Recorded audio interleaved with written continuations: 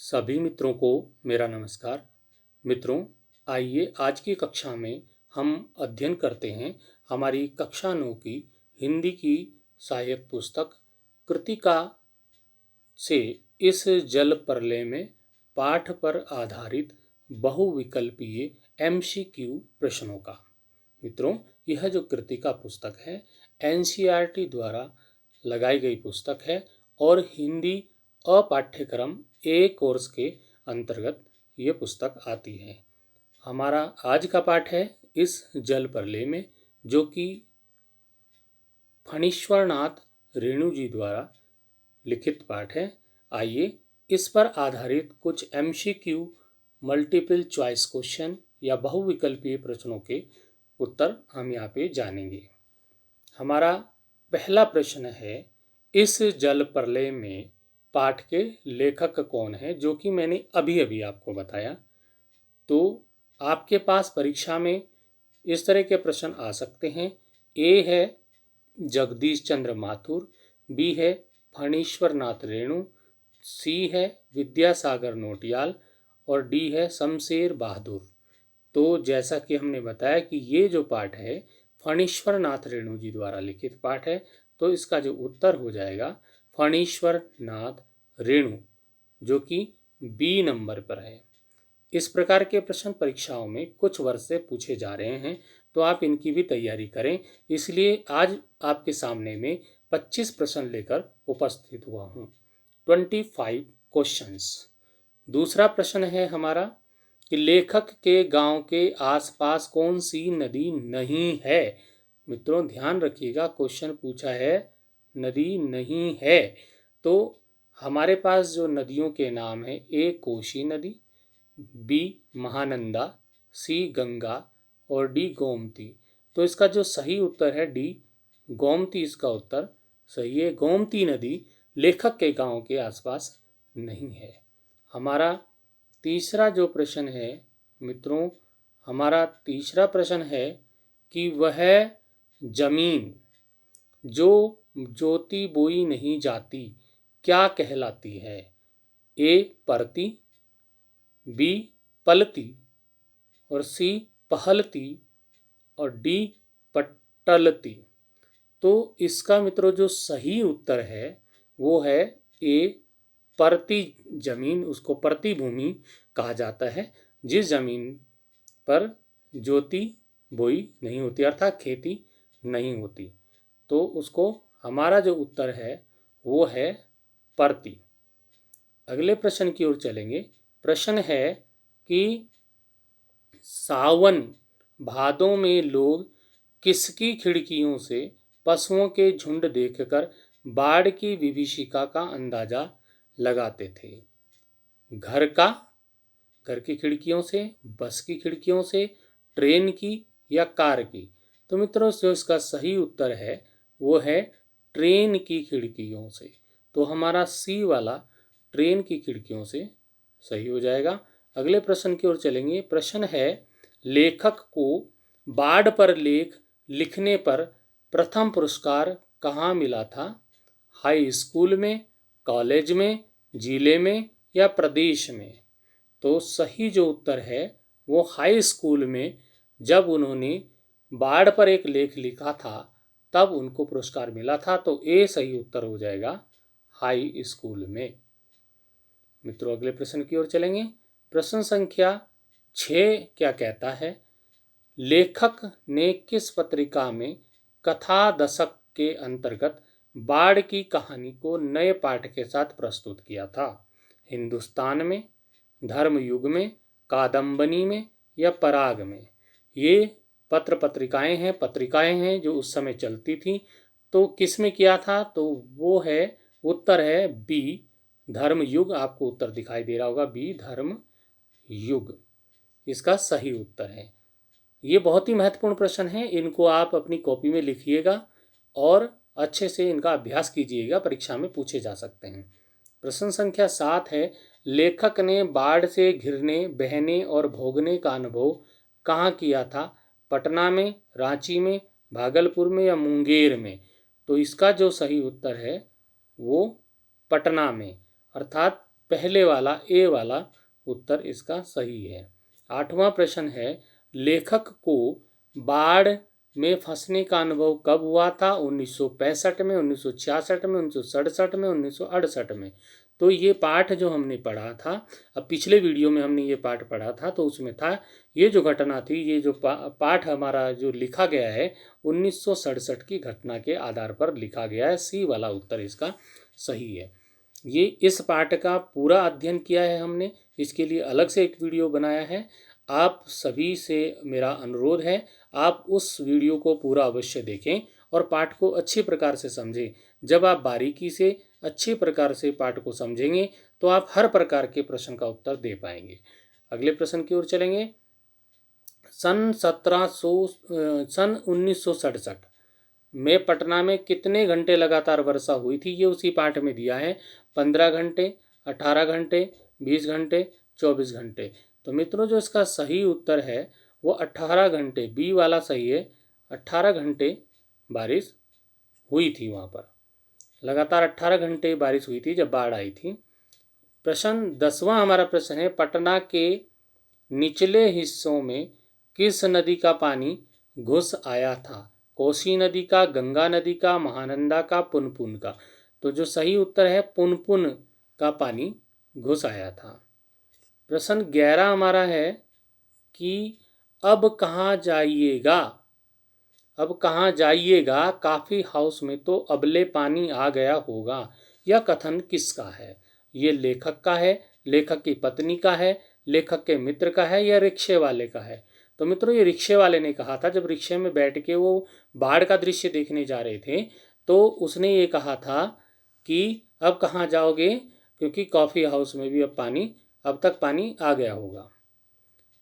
12वां जो प्रश्न है कि विमेंस कॉलेज के पास कितना पानी था?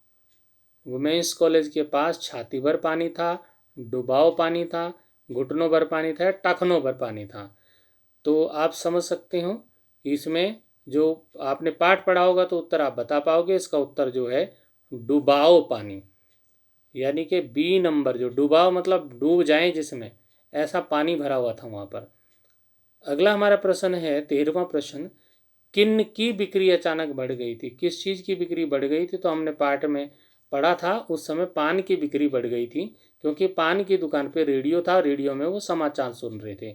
तो यहाँ पर ऑप्शन आपके पास दिए होंगे, ये चाय वालों की बिक्री, अखबार वालों की बिक्री, या पान वालों की बिक्री, या मिठाई वालों की बिक्री। तो जो मैंने पहले ही उत्तर बता दिया कि पान वाले की दुकानों पर जो रेडियो लगे हुए थे, उन रेडियो में, ट्रांजिस्टर में लोग बाढ़ की खबर, बाढ़ के समाचार को कि कहाँ तक पानी आ गया है, उसको सुनने के लिए खड़े हुए थे और पान भी वहाँ पर चबा रहे थे। तो उससे पान की बिक्री बढ़ गई थी।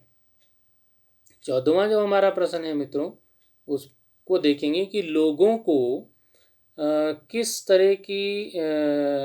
तरह पटना के लापता होने का भय था?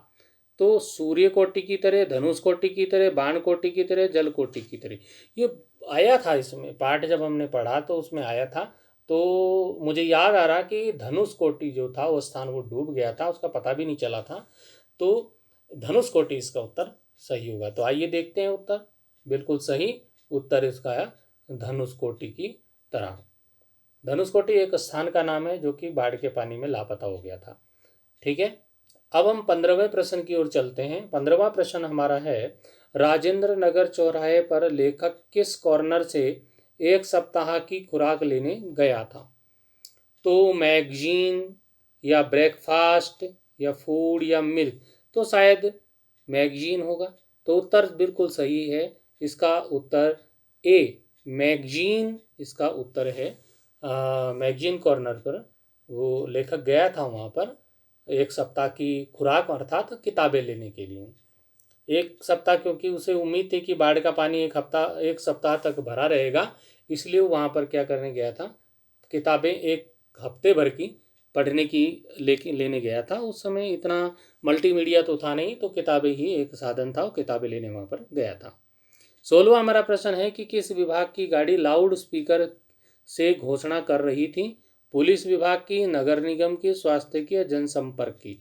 तो इस पाठ में बार बार बताया गया है कि जनसंपर्क की गाड़ी वहाँ पर घोषणा कर रही थी और उसकी आवाज़ जो है गूंज के 4 बार प्रतिध्वनित हो रही थी। ये भी पाठ में बताया गया है। तो उसका उत्तर हो जाएगा डी, जनसंपर्क की गाड़ी। 17वें प्रश्न पे चलेंगे मित्रों। 17वां जो हमारा प्रश्न है, हम उत्तर भी साथ साथ आपको दे रहे हैं, आप कंफ्यूज ना हो। सन 1947 में लेखक किस बाढ़ पीड़ित क्षेत्र में गया था? मनिहारी में, वापसी में, दानापुर में या पटना में? तो उत्तर आपको यहाँ पे दिखाई दे रहा है, ए मनिहारी। इसका जो उत्तर है ए मनिहारी। 18वां प्रश्न है कि मनिहारी क्षेत्र में किस नदी से बाढ़ आई थी? महानंदा से बाढ़ आई थी, कोसी से आई थी, गंगा से आई थी या पुनपुन से आई थी? तो ये गंगा से आई थी। मनिहारी क्षेत्र में जो बाढ़ आई थी वो गंगा के पानी से आई थी। तो सी, गंगा यहाँ पर सही उत्तर हो जाएगा। 19वां जो हमारा प्रश्न है कि सन 1949 में लेखक किस बाढ़ से घिरे क्षेत्र में गया था? मनिहारी, वापसी, दानापुर, पटना? तो ये भी ये वापसी, अभी जो पुराना था मनिहारी था और यहाँ पर वापसी क्षेत्र में जो 1949 में गया था लेखक, वहाँ पर उसने देखा था। 20वें प्रश्न की ओर चलते हैं। वापसी से ही हम कहते हैं, वापसी जो क्षेत्र की जो बाढ़ आई थी वो किस नदी से आई थी? तो महानंदा से आई थी, कोसी से आई थी, गंगा से आई थी, पुनपुन से आई थी? तो इसका जो सही उत्तर है मित्रों वो महानंदा से आई थी, गंगा से नहीं आई थी, महानंदा से आई थी। अब हम बात करते हैं 21वें प्रश्न की। उस आदिवासी जाति को क्या कहते हैं जो दोने, पत्तलें आदि बनाने का काम करती है? तो ये बहुत ही महत्वपूर्ण प्रश्न है और इस आदिवासी जो जाति है उसका शब्द अर्थ पाठ के नीचे शब्द अर्थ दिए हैं, उसमें दिया है वो मुलहरी थी या मुसहरी थी या मूसहरी थी या मुकहरी थी? कन्फ्यूज हो जाएंगे आप इसमें। मुलहरी, मुसहरी, मूसहरी, मुखहरी, तो क्या होगा? तो इस पे आपको बिल्कुल ध्यान से इसको देखना है। इसका जो सही उत्तर है वो है बी। बी क्या है? मुसहरी जाति। मुसहरी जो है आदिवासी जाति है जो दोने और पत्तले बनाने का काम करते हैं। उनकी अलग से एक बस्ती थी वहाँ पर, उसको यहाँ पर लेखक ने नाम लिया है कि वो एक जगह पर फंस गए थे पानी में, तब इसका वर्णन आया था। अब है बलवाही क्या है? बलवाही, ये बलवाही क्या है? एक प्रकार की बैलगाड़ी है। अब बलवाही से तो बैलवाही भी समझ सकते हैं लोग। तो एक प्रकार का वाद्य यंत्र है, एक प्रकार का लोक नृत्य है या एक प्रकार का भोजन है? तो मित्रों इसका जो सही उत्तर है वो सी है। एक प्रकार का ये क्या है? एक प्रकार का लोक नृत्य है। तो मित्रों आपको मैं बता दूं, जो अभी हमारे पिछले प्रश्न में आया कि आदिवासी जाति कौन सी थी? मुसहरी आदिवासी जाति थी जो दोने और पतले बनाने का काम करती थी। उन्हीं का आदिवासी लोगों का ये नृत्य था, जो आदिवासी लोग नृत्य करते थे एक प्रकार का, उसे बलवाही कहा गया। मुसहरी जाति के जो आदिवासी थे वो बलवाही नृत्य करते थे। अगला प्रश्न आ जाता है हमारे पास 23वां। हमारे पास कुल 25 प्रश्न हैं, हम अंत की ओर चले जा रहे हैं कि 23वां प्रश्न हमारे पास है, सिमरवनी शंकरपुर में बाढ़ कब आई थी? अब ये 1934 में आई थी, 35 में आई थी, 36 में आई थी या 37 में आई थी? तो मतलब 34, 35, 36, 37 कौन से सन में आई थी? तो जो इसका सही उत्तर है वो है डी, 1937, 1937 में ये बाढ़ आई थी। 24वें प्रश्न पे चलते हैं मित्रों। 24वां प्रश्न क्या कहता है? 24वां प्रश्न कह रहा है कि सन 1967 की पुनपुन में आई बाढ़ का पानी जब राजेंद्र नगर में घुस गया तो कुछ युवक युवतियों ने क्या किया? असहायों की मदद की, सहायता की, नौका विहार किया, लोगों को चेतावनी दी या खाद्य सामग्री का वितरण किया? तो क्या है इसका सही उत्तर? नौका विहार किया। मतलब वहाँ तो बाढ़ में फंसे हुए हैं लोग और कुछ लोग एंजॉय कर रहे थे, नौका विहार कर रहे थे, वहीं पर कॉफ़ी काफ़ी बना रहे हैं, एंजॉय कर रहे हैं लड़कियां लड़कियां मिल करके। तो नौका विहार किया कुछ लोगों ने, तो उनको काफ़ी लोगों ने उनको कुछ कहा और झगड़ा भी हो गया कुछ के साथ। तो ये तो आप पाठ पढ़ोगे तो आपको पूरा समझ में आ जाएगा। हम अंतिम प्रश्न की ओर चल रहे हैं। हमारा जो अंतिम 25वां प्रश्न है उसको हम देख लेते हैं कि लेखक के देखते देखते ही पानी में कौन सा पार्क डूब गया। तो वो पार्क का नाम था चौड़ा, गोल, छोटा, लंबा। तो मित्रों इस पाठ में गोल पार्क का जिक्र हुआ है, तो मेरे हिसाब से उत्तर इसका बी, गोल पार्क होना चाहिए। हम उत्तर देख लेते हैं। बिल्कुल सही उत्तर हमारा है गोल। तो हमारा बी वाला जो उत्तर है वो सही है। तो मित्रों इस प्रकार से हमने अपने इस वीडियो में कुल 25 प्रश्नों का अपनी कक्षा में, हमने आज की कक्षा में 25 प्रश्नों का अध्ययन किया, जो कि बहुत महत्वपूर्ण है। और बारीकी से हम पाठ को पढ़ेंगे तो इससे ज़्यादा 25 नहीं 50-100 प्रश्न भी उस पाठ से निकल सकते हैं। बहुत बड़ा पाठ है। तो मैंने केवल 25 का आपको उदाहरण दिया। आप पूरा का पूरा अगर पाठ को ढंग से पढ़ेंगे तो आप उसमें से 100 प्रश्न, 100 क्वेश्चन निकाल सकते हैं। तो प्यारे बच्चों, मेरे मित्रों, मेरा आपसे अनुरोध है कि आप उस पाठ के वीडियो को पूरा अवश्य पढ़ें।